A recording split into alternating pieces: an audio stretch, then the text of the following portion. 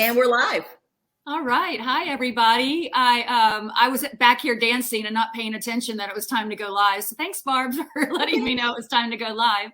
And we are once again here with everyone. This is Off the Shelf. We are coming to you live from our homes and no masks, and we can all see each other's faces. These are some of my really great friends, Donna Alward and Barbara Wallace. And I'm going to have Barb take over for right now, and she is going to sort of lead us today. Okay, today we are talking books. And our guest is our bestie, Donna Alward, who is a New York Times bestseller. We're going to let her introduce herself. Say hello. Tell everyone a little bit about yourself. Hi. I'm in Nova Scotia. I write contemporary romance, and I'm making that big leap into a new genre, which is historical fiction. These are my two besties. And I'm just like super excited to talk books. That's it. Good luck keeping me quiet. Oh, and Mrs. Bridgerton drinks tea, and then someone else is going to drink something else in a minute. But before we start our discussion, Renee has a title for her new book that's coming out in 2022. So we want you to tell us all about it, because now it's an official book. It's an official book, and it has an official release date, October 2022. So basically almost a year from now, a little bit shyer of that. And it's called, please. It is called The Secret Society of Salzburg. And it's set during World War II and the interwar years. It's a dual timeline, multiple points of view. And it's basically focused around the refugee program and the efforts to rescue the Jewish citizens out of Germany and German-held territories prior to World War II, and then a little bit during World War II. And I have two heroines. I said multiple timelines, multiple points of view. One is Hitler's favorite opera singer, and she uses that both as a weapon and a shield to do her work behind enemy lines. And the other is a British civil servant who meets her. She becomes a fan of opera, and it's about these two unlikely friends, unlikely heroines that join together and save dozens and dozens of lives. And it's really fun writing it. It's challenging. I thought, oh, sure. Okay, dual timelines. Easy. Multiple points of view. Even better. So is that a real thing or no? Say what? Is it based on a real event, or is it's based on real people? Basically, the opera singer is kind of a hodgepodge of several opera singers, and the British citizen civil servant is based on a real woman. She and her sister, one was a romance novelist. They were both civil servants prior to that. And they wrote for our company that we've all written for, Mills and Boon, Harlequin, at one point, and they had this entire sort of a secret network, I'll call it. And I think most people, the one thing that I love about this book that most people don't realize, including me prior to understanding and doing all the research, is that they knew in Europe, especially Germany, Austria, and Poland, what was coming. And a lot of them thought it wouldn't be as bad as it was. And at the time, there was a lot of anti-Semitism. And a lot of Jews, they were allowed to leave. They just couldn't bring anything with them. And then even that was difficult. And so it ended up being a more dangerous story than I realized, because I think we thought the 1930s was just about the Depression and economic issues.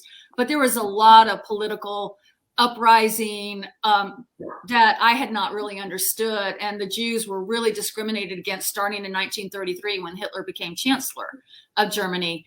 And so it's been really interesting to dig in, as we are all three fans of historical fiction, which is we can all fall down our rabbit holes of research. And that's sort of how this book came out.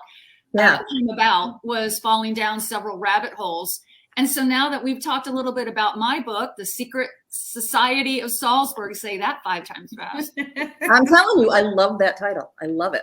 It's growing on me. I was going to say, it must be growing on you, Renee. Yeah, it's growing on me. The more I say it, and the more I think about their secret work and the network that they have, the danger that they're under. It's not a suspense. It's more imminent danger, which I think is a completely different book than a suspense. And so I think it's just, and heroism when you're faced with imminent danger. And so that seems to be the theme of my historical fiction books.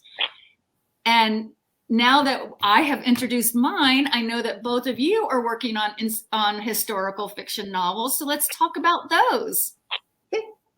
I am not as far along in mine. I hope to finish at the end of the month. It's based in 1965, Greenwich Village, and it is 2 points of view. It's a male and a female, and they are both telling the story about a woman who became the it girl of 1965 and then is believed to have jumped off the George Washington Bridge during the Great Blackout of 1965.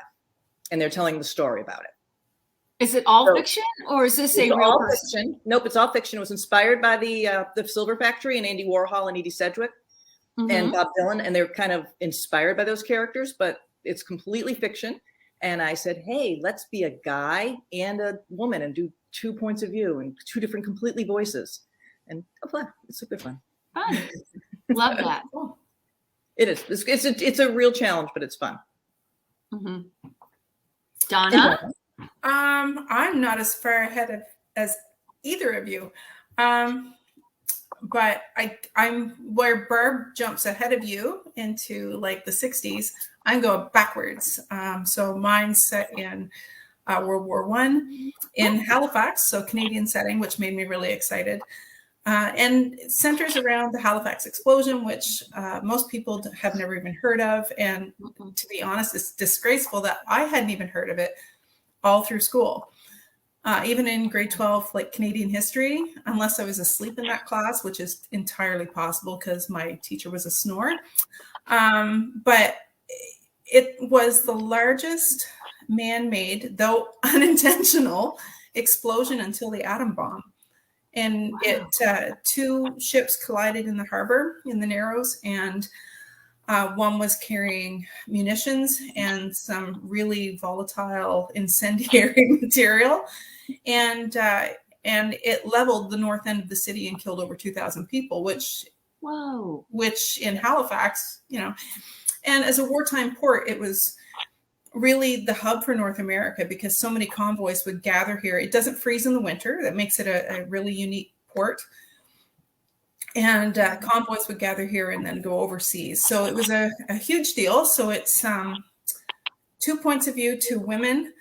And man, I'm hoping to really get stuck into it really soon. As soon as I've just been finishing up some other contractual obligations. So, but it's huge fun. I was really scared to write a historical, but I'm finding that it's the research and everything has just been so fun, very freeing. Fun fact, the explosion is why Boston gets a Christmas tree every year from Nova Scotia. Because the city sent up so much aid as a thank you. They're getting Christmas trees still. Money, doctors, like it was like barely 24 hours later. And like on the same day that it happened, there were meetings in Boston with the city officials about sending aid. And so it's a really special relationship, not just between me and Barb. And so this year's tree is coming from Cape Breton. That was announced last week. Well, we have Sue Slade with us, and she said that her grandmother was a Halifax explosion survivor. Sue never told me that. Sue is going to come up in conversation later, so she better keep watching. Ooh, yeah, stick around for that. So I know that one of the things that we wanted to do, kind of switch things up with Off the Shelf, is that we're good friends and we get together, and usually there's a lot of wine involved in us getting together and a lot of laughs. I voted for that this time, but no. Well, it is for me. It's not even noon. I'm in my second beverage. Is coffee. It's not even noon yet for me, so there is not no. It has a little something. But I will say, okay, see, I'm drinking Diet Coke as far as you know. As far as you know, that's what I'm drinking in here. Okay. But I think Barb and I were laughing about how for the last I went on this 21-day alcohol cleanse. And I was so mad. And you know why I did it? I was like, okay, I've got a doctor's appointment, and I've never had my liver function ever tested. So I thought, hey, why not? So I probably best not to be drinking alcohol. And I know it takes like it can take up to 21 days for alcohol to flush through your system. I'm no doctor, but I'm going with that. And that just kind of ruined my spiked coffee. I'm just going to tell you that. I thought Renee was doing it because she was trying to be super healthy. And I found out it's because she wants to rig the test. Right? No, actually, it's all about rigging the test and losing weight. And let me tell you, that didn't happen, because if I have a glass of wine a night, sometimes two, more often than not two, it's 2 glasses of wine. But what I was doing was I was drinking all these non-alcoholic beverages that are supposed to be sort of in place of alcohol, and their calories are more than a glass of wine. So I'm consuming those calories, and then I'm snacking away. And I think probably by the end of the 21 days, I might have gained 5 pounds. But your liver's great. Something you said for red wine, Renee. Well, and as my daddy said back when he was in medical school, he said that when they would work on cadavers, when they would work on cadavers, that he could always tell the alcoholics had these beautiful hearts. He said they were just clean, super clean veins. He said, and then they'd get to the liver and they were just cotton candy shot to hell. So I guess it's payoff. So do you want liver health or heart health? And, anyway, so that was my introduction. And meanwhile, while I was trying to not have any alcohol, I think, Barb, didn't you have one of your most alcohol-induced weekends ever? Well, that was why I wasn't here was it 2 weeks ago? I wasn't here. I was in Oregon at a writer's retreat. Oh, yeah. I'm sure it was a hangover is what it was, because you couldn't carved out 45 minutes. So yeah, no, well, I could have been very lively during those 45 minutes, because I don't think I was sober for 4 days. And speaking of which, one of the women will be a guest on this show at some point, because we're going to put Jenna Bailey Burke on this show. It's another USA Today bestseller. That'll be a laugh. A lot of fun. She's a fun gal. Mm-hmm. My husband was getting his lunch while I'm talking about this and just realized I didn't actually write during my writer's retreat. So Donna, but she did consume alcohol. Now, did you lose weight? The question is, did you lose weight? I did. I did lose weight. What? Okay, fun fact. I used to lose weight every RWA conference. I did too. Yeah, I did too. Lots of walking and like set meal times.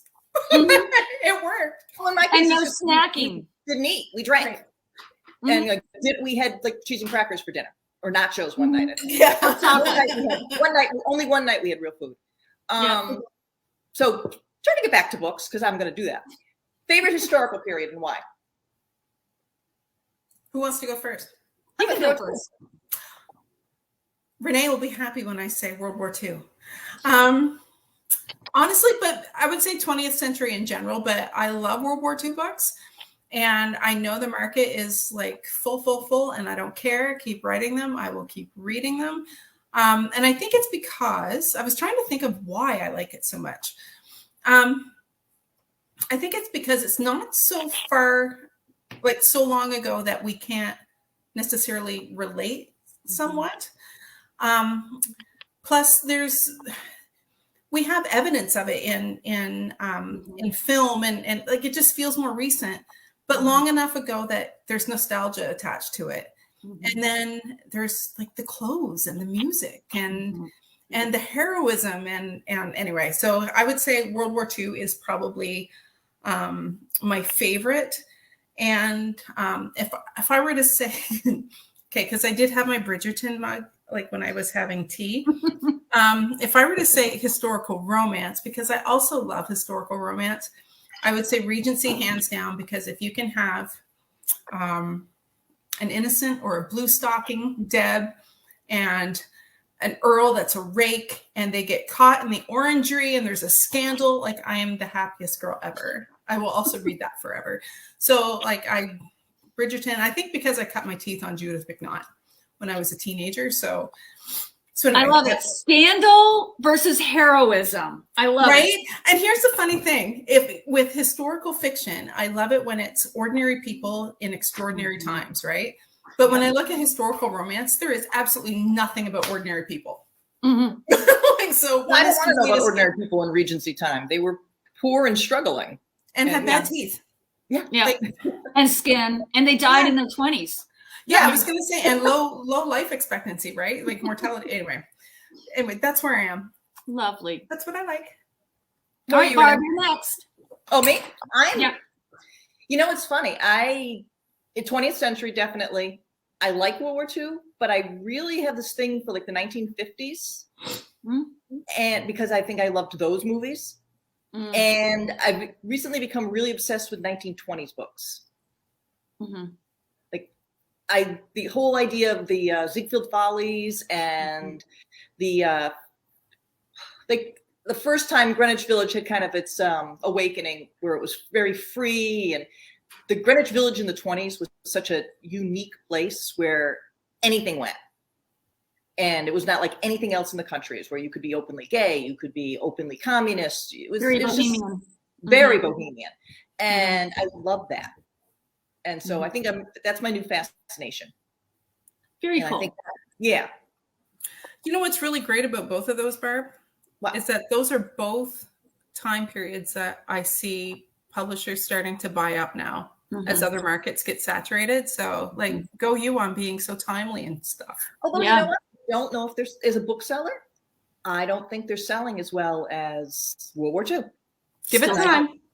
Mm-hmm. Yeah, but I Give think it that time. readers, you hit it when you said people want to read about ordinary people doing extraordinary things.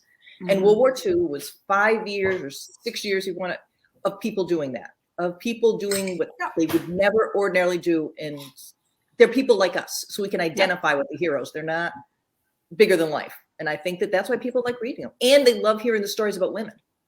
Yes, and that was where I was going to go with it. Is World War II obviously is my favorite, but my first two World War II novels came out in the early 20-teens, 12, I think it was 13 and 14, and it was they were ahead of their time, and they were romances. And what I'm finding is, as I'm writing World War II again, I'm enjoying writing about women's fiction, World War II, female heroines being heroic, ordinary female heroines being heroic.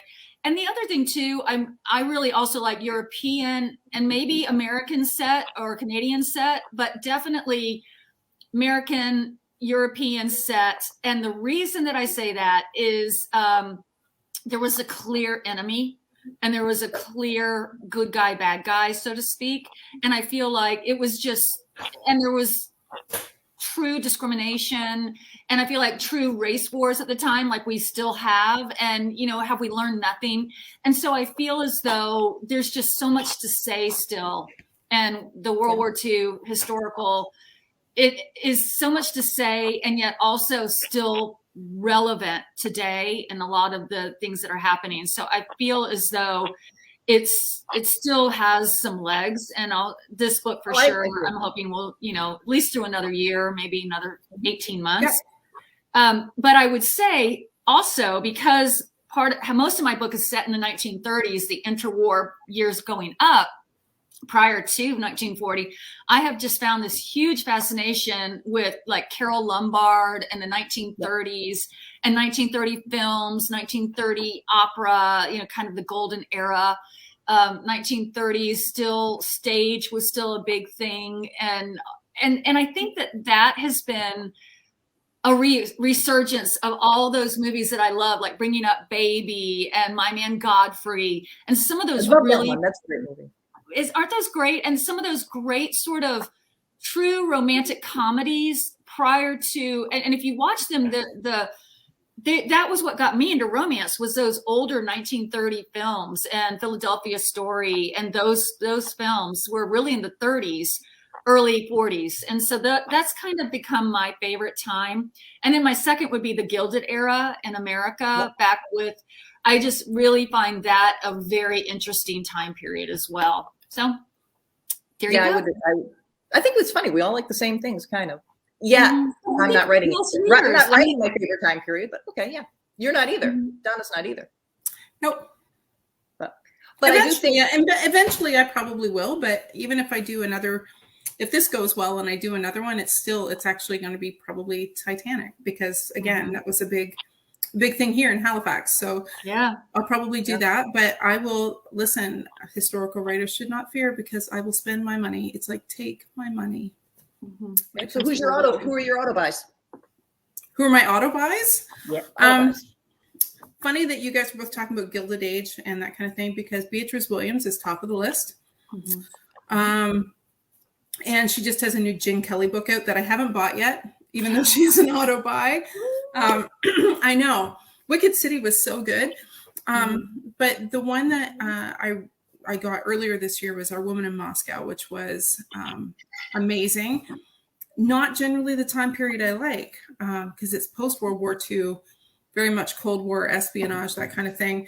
And normally that I find that boring a little bit, but not in her hands.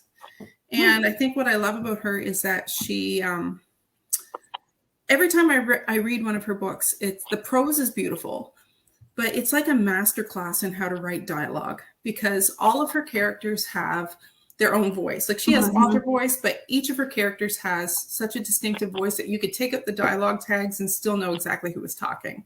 And Jane Kelly in the Wicked series is a prime example of that. So she's one. I have three. Kate Quinn is my second one. Yeah.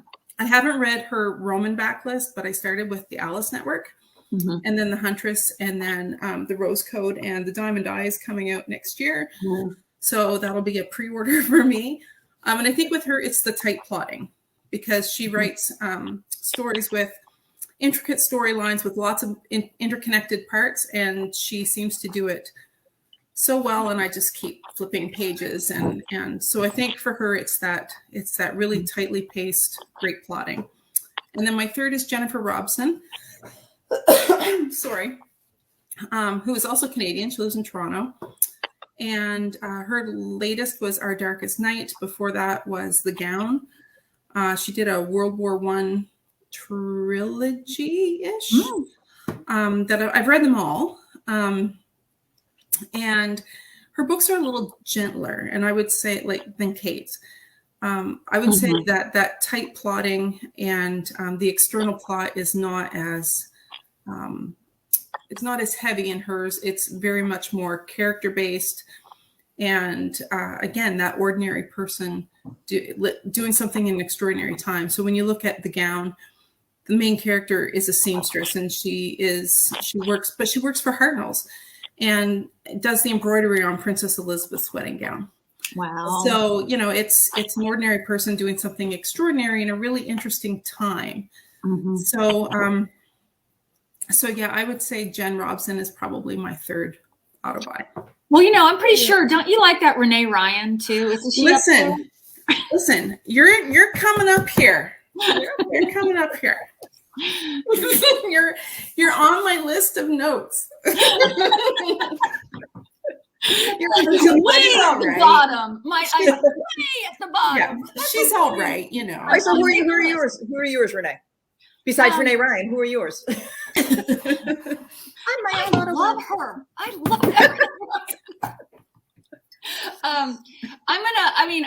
Not to steal, but Beatrice Williams, I'm putting right up there.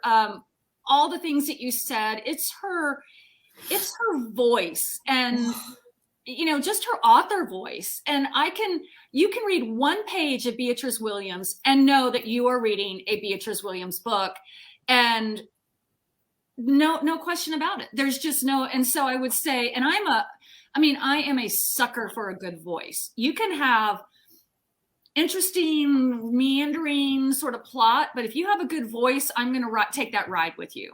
So I would say that's probably why that I just love her. So she's probably my top. She's my go-to. She's an auto buy. And I would say Vanessa Riley has moved up this year on my list. I just fell in love with the Island Queen and her voice in that. And And, and I know that she took a lot of time on that. And it was such a smart book. And I could tell that the author was a smart author. So I'm going to put her up in my top 3. And then, okay, I'm really going to go crazy here because this is going to come off because it's actually not a historical fiction, but I love J.D. Robb.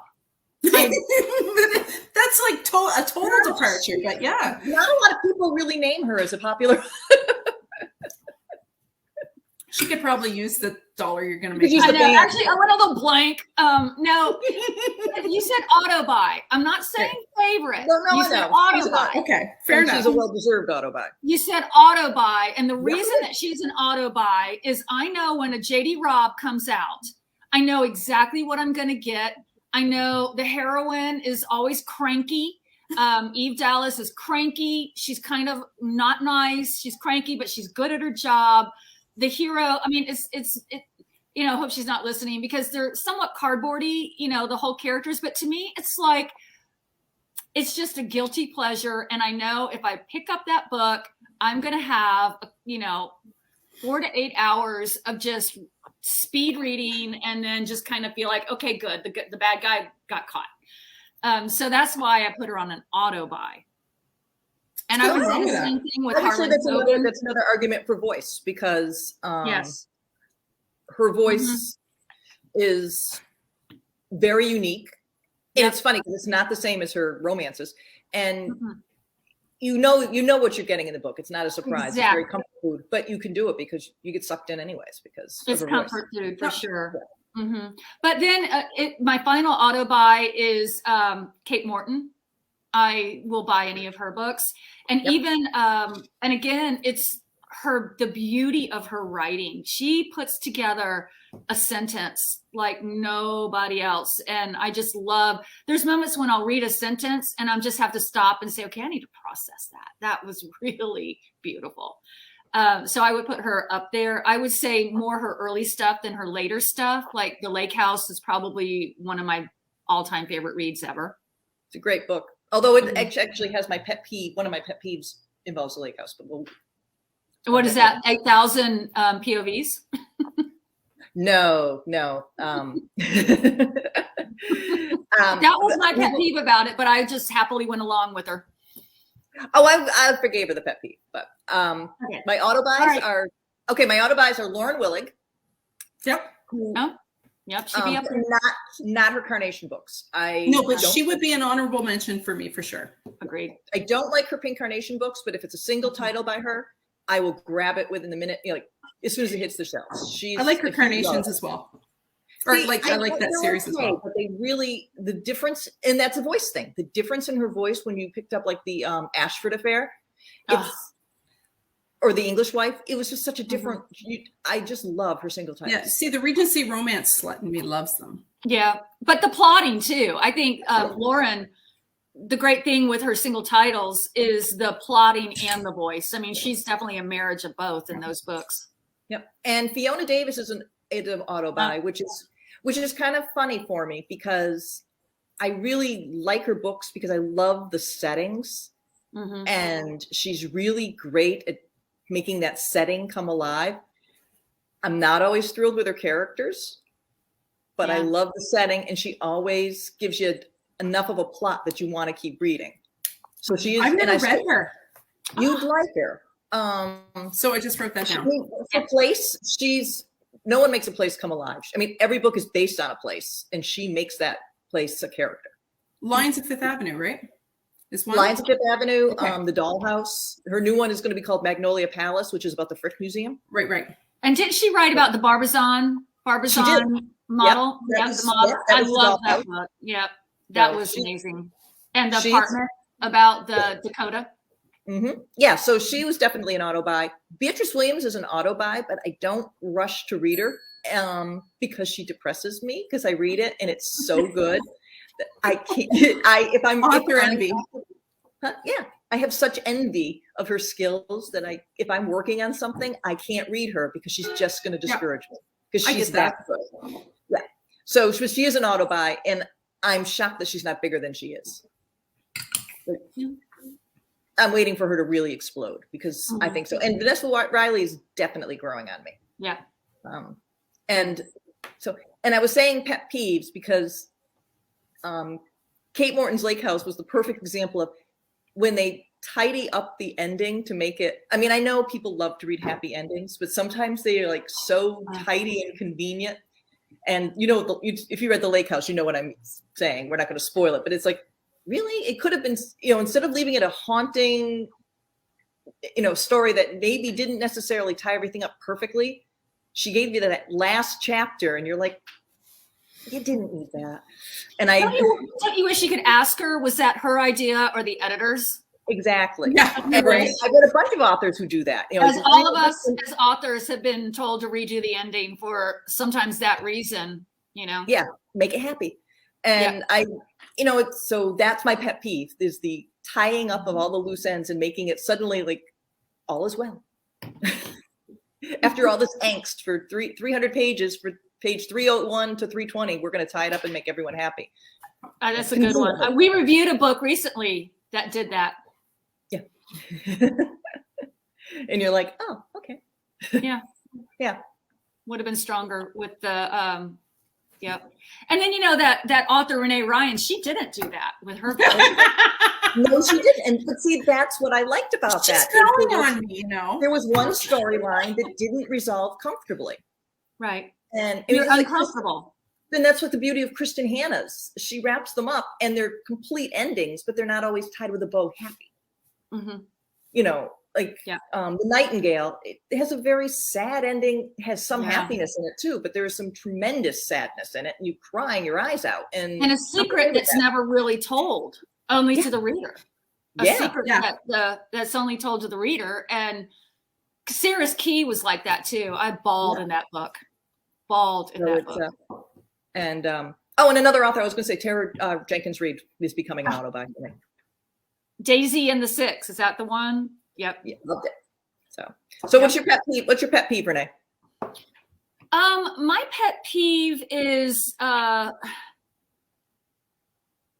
it's the and it's hard to explain until you read it, is when there's a plot device that serves the author, not the story. That is such a pet peeve of mine, is when, and actually I see it a lot in like network drama TV shows, and my husband now can pick it up because he'll say it before I do, where I'll just say, well, that certainly served the writer, but that did not that particular plot point did not serve the story. And to me, it's lazy plotting, lazy writing, and then it's lazy editing, because that should have been caught in editing. Yeah, I agree. And I'd lay it more on the editor sometimes, because I think sometimes the writer is on deadline and stuck, and they're like, I've got to get this done. I'm going with the easy solution. Or they just don't see it, right? Like you write it and you just don't see it because you're too close. Yeah, right. and you're worried about making deadlines. You're worried about getting the story done, and so it's really your editor's job to find that mistake or find that saying it would work better if. Yeah. And so okay, let's just throw it on the editor, not us. But it is, and it's one of those things that it can be huge or it can be tiny, but and I also think that all those people that we listed don't do that. And I think it does separate the greats from a good writer, because a good writer will do it. And most readers will say, okay, that was a fine book, and they'll put it aside and they were happy with it. 4 stars. A 5-star book doesn't pull that kind of monkey business nonsense. Yep. And we're probably harder on people. We're probably harder on writers because we've all been there or done it. Right. So we're never going to pick on a writer. So Barb's comment about, you probably saw me like turn this way. I wrote something down because Barb's comment about the endings made me remember something, that it's probably the only time I've ever actually indulged in what they call the wall banger, where I actually threw a book against the wall because I was so mad. I'm not going to mention the author, but I read her first book and I loved it. Loved it, loved it, loved it. So when her second book came out, I was on it. And I got to the ending. Uh-oh. And the hero died. And it was like, oh, I see we've moved into firmly into literary fiction now. and I literally threw the book, and I have not bought that author since. And the lesson in that is fulfill your promise to your reader. And so I felt cheated. I really did, especially since her first book lined up a happy ending. Like, even though everything, I mean, there was always loss, but for the two main characters, it was a happy ending, and that really did not happen. So that's a pet peeve. My other one is, of course, you said when the author, it looks, you can tell that it's there for the author's benefit. That was one. And then the other one I wrote down was when you pull your pants down and your research is showing. So when you get research dumps where the author wants you to know like certain facts, but it's not really filtered through the point of view character. So it just looks like, here's what you need to know before we go further.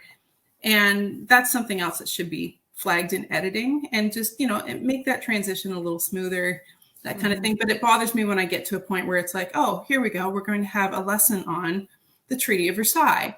And then Roman plumbing for 19 pages. Yeah. Right. And then it's like, and then we can move on with the story rather than it being brought seamlessly into the story. So that's probably one of my pet peeves. I read this book this summer, and I will name the author because it's Alice McDermott, who's won a zillion awards. And she's got a book out on essays of writing. It's called What About the Baby? And the title comes from, she was teaching a class and about movies and scripts and all that. And she was teaching it to senior citizens, and she showed them Julia. And there's a scene in Julia where Julia runs into an old friend who's working with the resistance, and the woman has a baby, and she's talking about how she's working for the resistance, but now that she has the baby, she's going to try to make it to safety. And it's a flashback, and then it goes on with Julia's life, and it never shows the woman again. She gets news that the woman was killed. So for those of you who haven't watched Julia, it's 20 years old, so I don't care. And so as she finished, and she asked the people what they thought of the book or movie, and this woman raised her hand. She goes, well, what about the baby? And she's like, what? She goes, what about the baby? The woman tried to escape and she was killed. Who took the baby? Did the baby die? And the lesson is, do not spend a whole bunch of time on this baby and how important it was to this woman, and then forget about it. Because she said the whole world was mad, and they were all mad that they didn't know what happened to the baby. Yeah. And that's a good point. I'm going to ask you that all the time now, Barb. Barb, what about the baby? What happened to the baby? What about the baby? I'll drive I'm you crazy this now. book because there's a lot of drop threads. Yeah. So, all right. Well, so we said auto buy. So what's your favorite book of 21? What Donna you read Go. this year? Me go. Okay. I did 3 again, and I linked them. The Widows of Champagne. Let's all just get that. Pick one.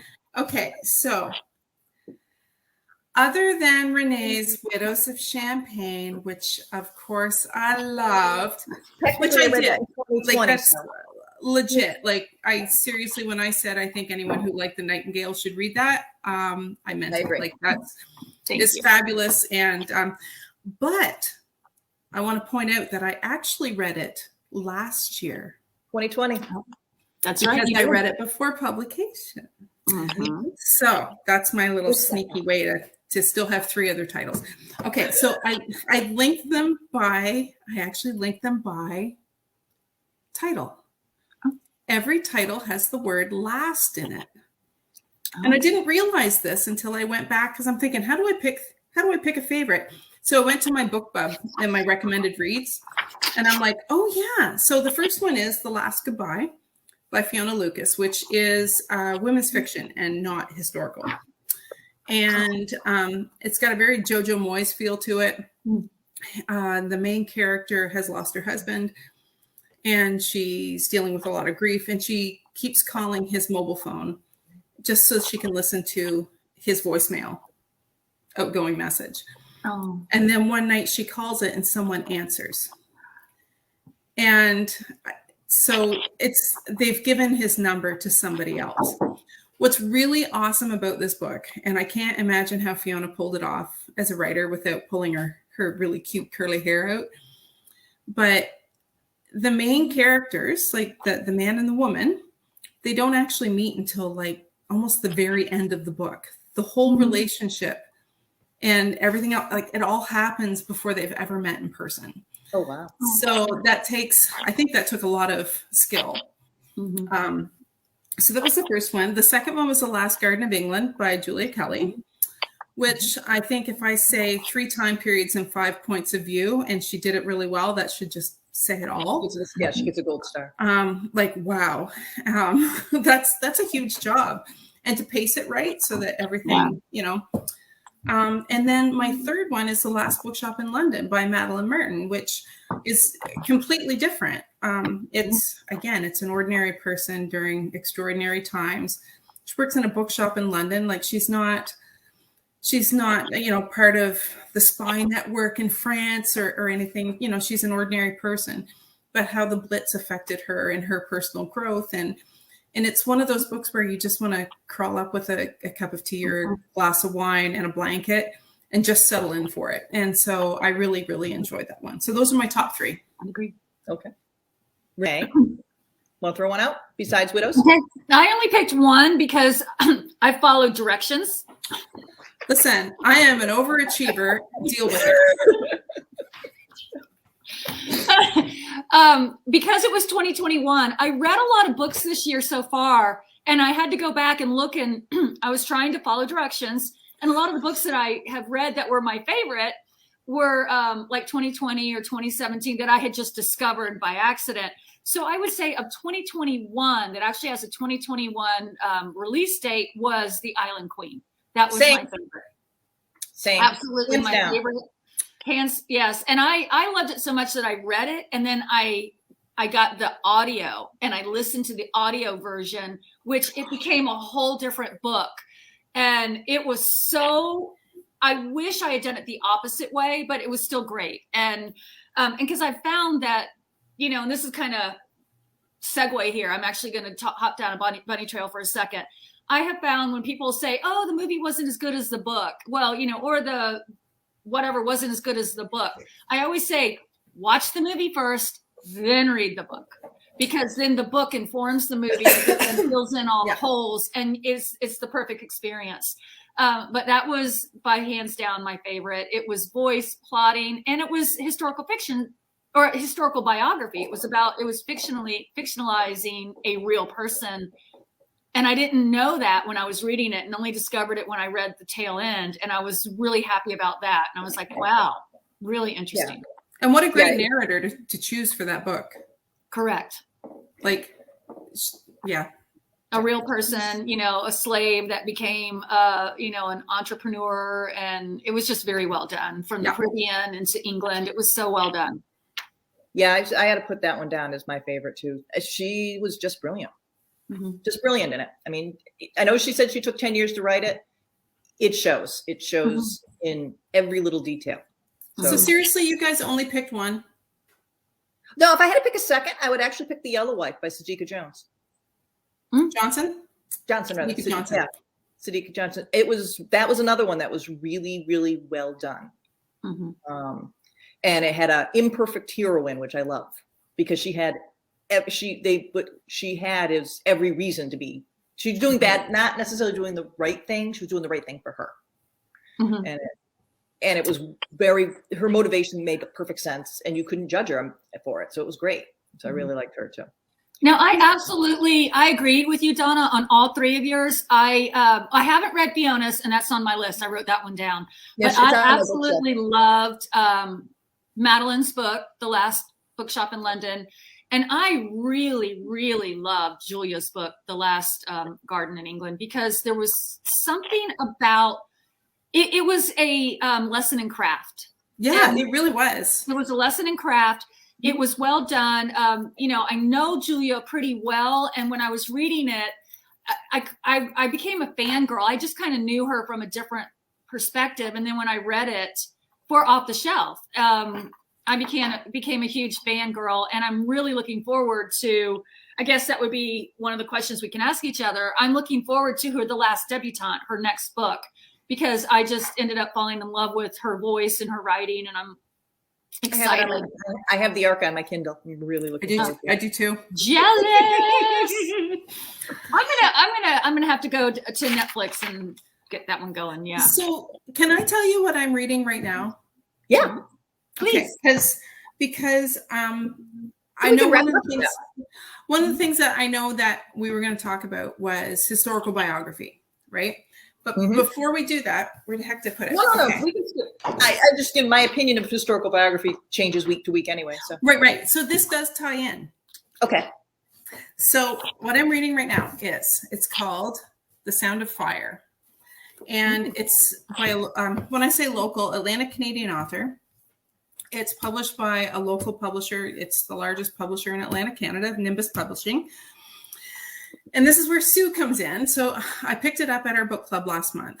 And the book club that Sue runs through the Dartmouth Book Exchange, it's a used bookstore, but they sell front list for local authors. So they're a huge, thank you, Sue.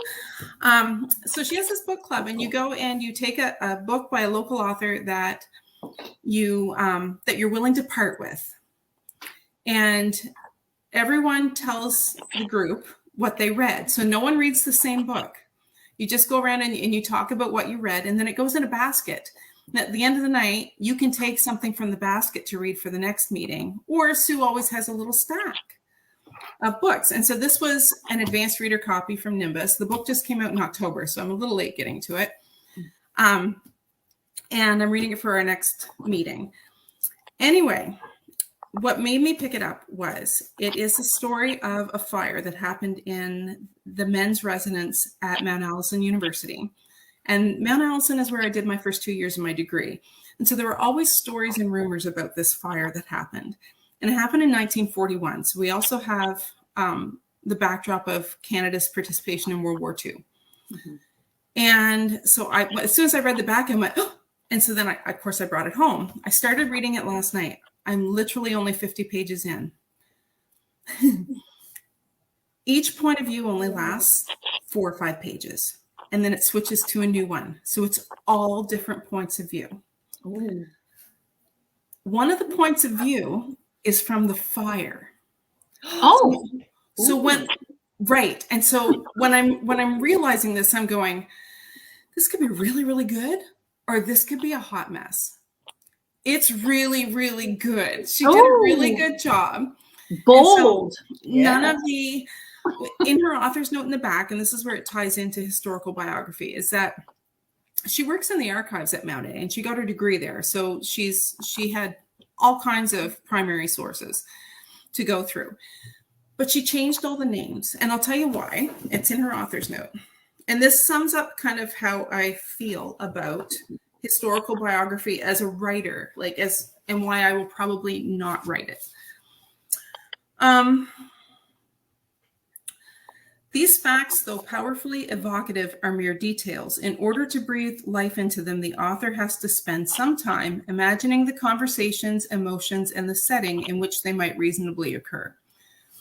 And she has kind of an issue with giving real life people emotions or activities or assuming them motivations that may or may not be correct at all.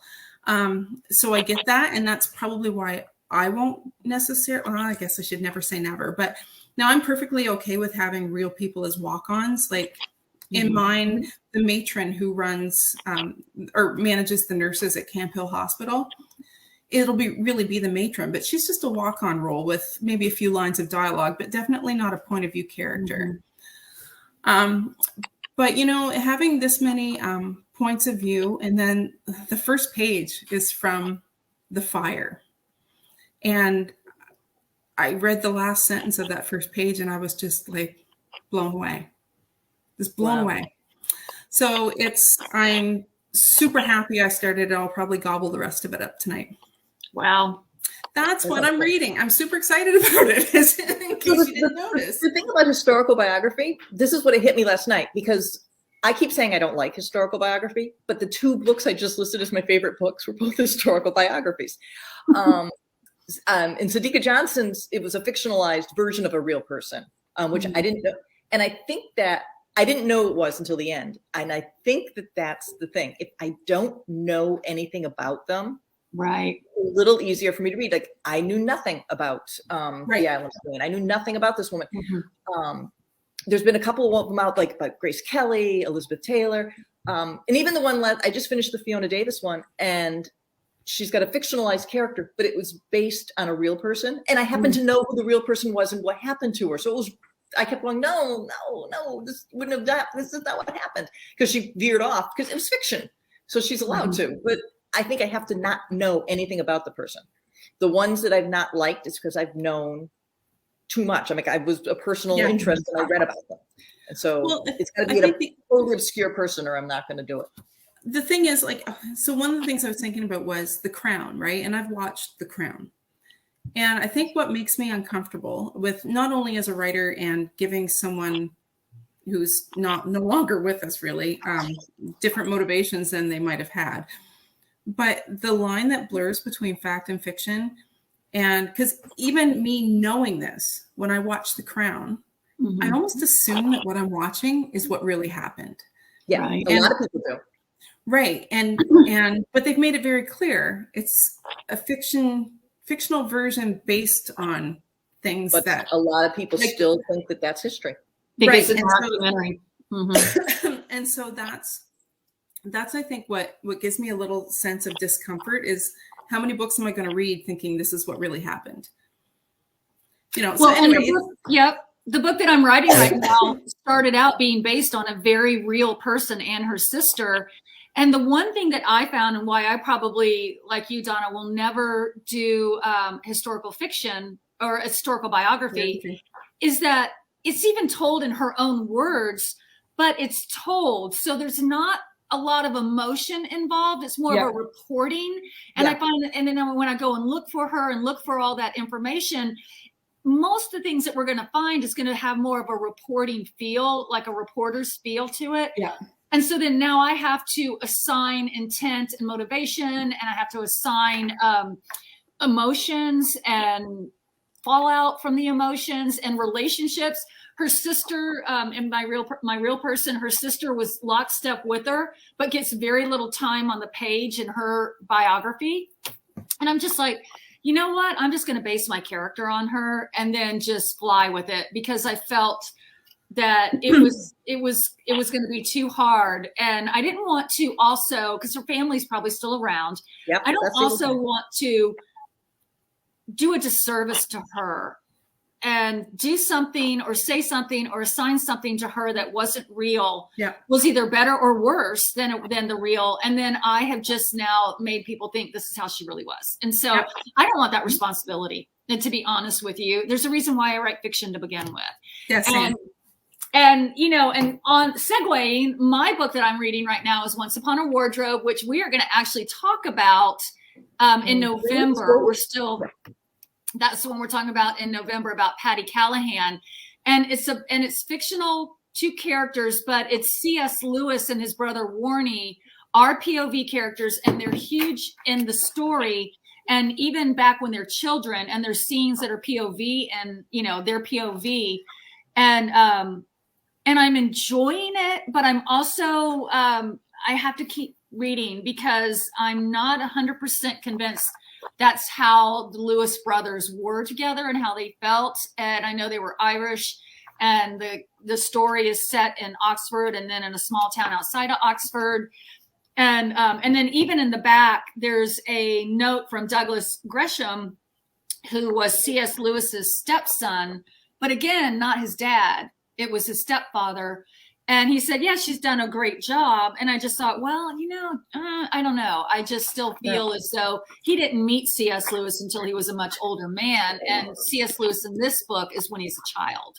Did she write Mrs. Lewis as well? Becoming Mrs. Lewis? Yes. Yes. Yes. Okay. And I think that that's the danger of writing about a real person, again, is because if the reader knows nothing, like, and I feel bad. I think you feel like I'm picking on Fiona Davis. She's my auto buy. Okay. I really do like her. Yeah. Had I not known who this person was based on, and I recognized it on the first page. Yeah. But I think that 99% of the people wouldn't. I just happened to have listened to a podcast about this person like 2 weeks earlier. Yeah. Then you're okay. But if it's somebody easily recognizable, it's going to be very hard to convince people because they've already got a picture of that person in their mind. And I think that's so if you're going to do it, you need to pick someone that's not super well known.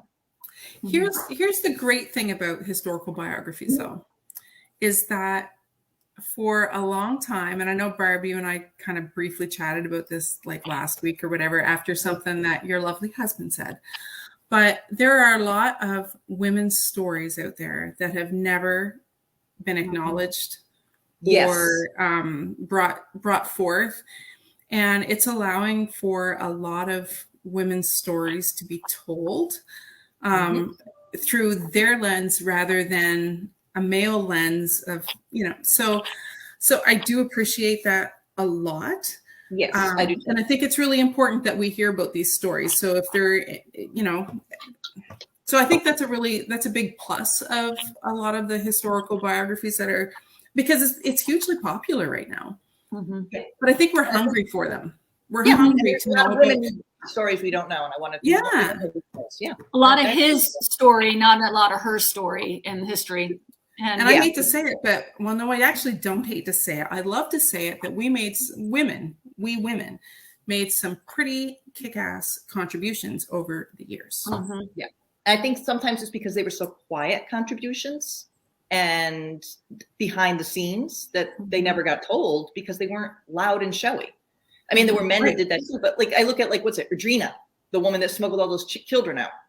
These people did stuff, and then they went back to their lives and never said anything.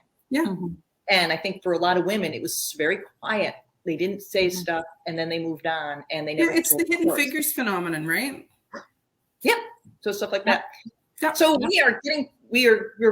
we have chatted for about an hour. We could have made the show like 5 hours. So I was going to say, especially if we had some wine. I am going to wrap it up. But Donna, the reason Donna's here today is because Donna's going to be back with me next week. Renee is on deadline. In 2 weeks. 2 weeks. Excuse me, 2 weeks on the 16th.